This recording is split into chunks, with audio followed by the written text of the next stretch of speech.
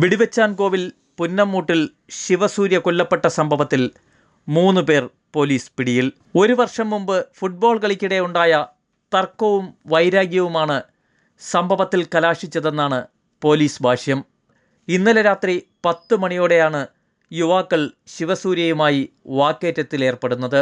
വാക്കേറ്റത്തിനിടെ ശിവസൂര്യയെ പിടിച്ചു തള്ളുമ്പോൾ സമീപത്തെ കടയിലെ ഗ്ലാസിന് മുകളിൽ വീണ് ഗ്ലാസ് പൊട്ടി ശിവസൂര്യയുടെ ശരീരത്തിൽ വീണാണ് ഗുരുതരമായി പരിക്കേറ്റത്. ഗുരുതരമായി പരിക്കേറ്റ് കിടന്ന ശിവസൂര്യയെ ബൈക്കിൽ ഈ സംഘം തന്നെയാണ് ആശുപത്രിയിലെത്തിച്ചത്. +2 പഠനം കഴിഞ്ഞു നിൽക്കുകയാണ് ശിവസൂര്യ.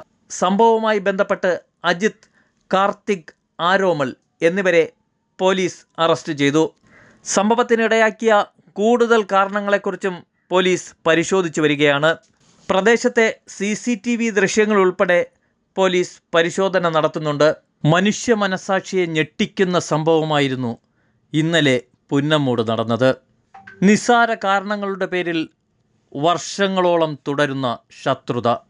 ഒരു കുടുംബത്തിലെ വലിയ പ്രതീക്ഷയായിരുന്ന ശിവസൂര്യയുടെ മരണം ഒരു നാടിനെ തന്നെ ഞെട്ടിച്ചു.